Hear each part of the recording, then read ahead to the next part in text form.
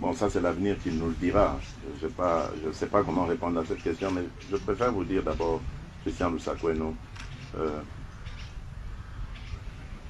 qu'il y a quelque chose que je n'avais jamais soupçonné avant d'arriver au pouvoir. C'est l'ampleur de la corruption dans ce pays. Vous n'avez aucune idée. Mais je vous dis, aucune idée de ce qui s'est passé à ce niveau-là dans ce pays. C'est pire même que d'avoir volé et tué quelqu'un. C'est criminel. Mais c'est devenu un système. Quand vous découvrez ça, ça vous rend malade. Vous ne pouvez pas imaginer que des êtres humains peuvent être méchants à ce point. Aussi prédateurs. Parce que bon, je me souviens à l'époque du défunt maréchal Mobutu, on lui prêtait des propos qu'il aurait dit, mais mais je serais vraiment tenté de faire pareil, de dire pareil. C'est incroyable cette méchanceté. Aucun amour pour son pays. Donc, vous savez, vous pouvez avoir une responsabilité, vous vous dites, ben bon, après moi, il y aura des successeurs, et puis j'ai des enfants, et mes enfants, quand j'aurai disparu, eux vont rester dans ce pays, ils doivent vivre. Mais vous laissez quoi à vos enfants quand vous pillez ce pays de cette manière? Non, c'est incroyable. C'est pour ça que je vous dis, c'est l'avenir qui nous dira, parce que elle est terrible, cette corruption. Je vous donne juste un exemple, la justice. J'ai fait des réformes. J'ai mis de nouvelles personnes, enfin, que j'ai trouvées. Mais bon, en se renseignant, voilà, j'avais des preuves de leur probité, etc. Je ne dis pas, je ne les remets pas en cause, mais je dis, je pensais que elles allaient m'aider à impulser une nouvelle dynamique au sein de la justice pour la rendre vraiment ce moteur de l'état de droit, ce pilier de l'état de droit que j'attends, et ce redresseur de tort que je veux voir pour qu'il mette fin complètement à cette corruption, mais rien à faire. La corruption continue d'exister dans la justice. Et les failles continuent aussi. Ça fait que malheureusement, on n'a pas encore le résultat escompté. Et donc vous voyez, ce n'est qu'un exemple parmi tant d'autres pour vous montrer que, bon, il y a un problème. Peut-être qu'il y a des efforts à fournir de la part des autorités dans le sens où on doit peut-être mieux rémunérer ces gens pour les empêcher d'avoir cette boulimie à vouloir régler les problèmes de leur manière. Et là, je fais vraiment allusion au dossier qui concerne les titres fonciers, etc. Mais il y a des scandales.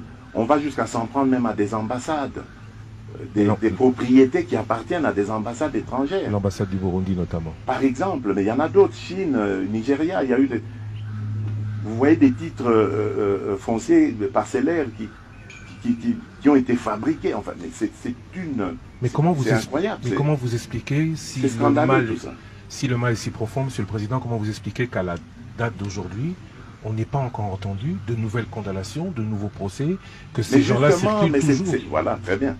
Mais c'est tout ça. Moi aussi, je vous ai dit, moi, malheureusement, enfin, je ne m'immisce pas dans ce qu'il y a. Je constate. Je ne suis pas juge. Je n'ai pas à leur dire ce qu'ils doivent faire. Je ne sais pas leur dire ça. C'est eux qui sont mieux qualifiés, plus expertisés que moi pour le faire. Donc c'est eux qui doivent. Mais moi, je pose ces problèmes, ces questions, je les pose en disant, mais c'est pas normal. Et d'ailleurs, même quand on arrête des gens, parce que bon, je vois, il y a eu quelques sensations, des gens arrêtés, condamnés. Mais où est le produit de la corruption ou du vol? Pourquoi est-ce qu'on ne reprend pas cela? Pourquoi est-ce qu'on ne le voit pas? On condamne quelqu'un parce que, admettons, il a volé 20 millions. Ok, mais où sont les 20 millions? Même s'ils ont été transformés en biens matériels. Mais il faut saisir ce bien matériel parce que c'est un bien mal acquis. Mais on ne le voit pas. Donc il y a un problème dans notre justice. Il n'y a pas de restitution. Et tant que la justice ne fonctionnera pas comme nous y attendons, mais les résultats, tout le reste en pâtira. Bravo à l'IGF parce qu'elle commence quelque part à faire un peu le travail de la justice. Bravo à l'APLC qui a eu quelques problèmes de démarrage, mais maintenant je pense que ça va aller.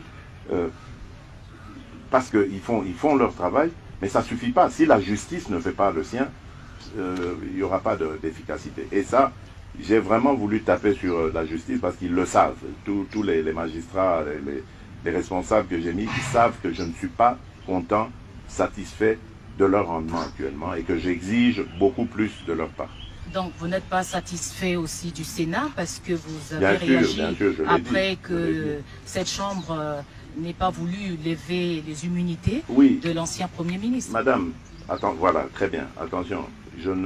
Vraiment ici, je tiens à préciser parce qu'il ne faut pas que l'ancien Premier ministre Matata pense que j'en veux après lui. C'est quelqu'un que je respecte et que j'apprécie beaucoup d'ailleurs. Mais je ne comprends pas qu'on crée cette catégorie de Congolais qui peuvent d'une part être justiciables et rendre compte à la justice, et d'autre part des Congolais qui ne peuvent pas, qui peuvent eux être extirpés de la justice. C'est très mauvais, et même pour lui, l'ancien Premier ministre Augustin Matata, même pour lui, ce n'est pas du tout quelque chose de profitable, parce que bon, c'est un acteur politique. Demain, il aura peut-être... C'est pas une chasse à la sorcière, Monsieur le Président. Pas du tout, je ne peux jamais souhaiter ça. J'ai toujours dit, il faut que la justice fasse son travail. Et il ne faut jamais compter sur moi pour que j'aille m'immiscer. Posez la question, vous êtes des journalistes, d'ailleurs, il vous arrive de faire des investigations, ou allez poser la question aux juges, ils vous le diront. Il y a eu dans mon entourage, et il y a sûrement même encore, des gens qui ont tenté d'aller, et je le dis ici, là je crois qu'on m'entendra, qui ont tenté d'aller influencer des juges, etc. Je le sais. J'ai dit aux juges, le prochain qui vient, parce qu'il ne vient pas de ma part, arrêtez-le pour trafic d'influence. Faites-le. Ça ne me gênera absolument pas. Parce que je veux que la justice soit indépendante. Et surtout qu'elle soit ce bras séculier que j'attends moi, qui va nous aider pour instaurer l'état de droit. Monsieur le Président,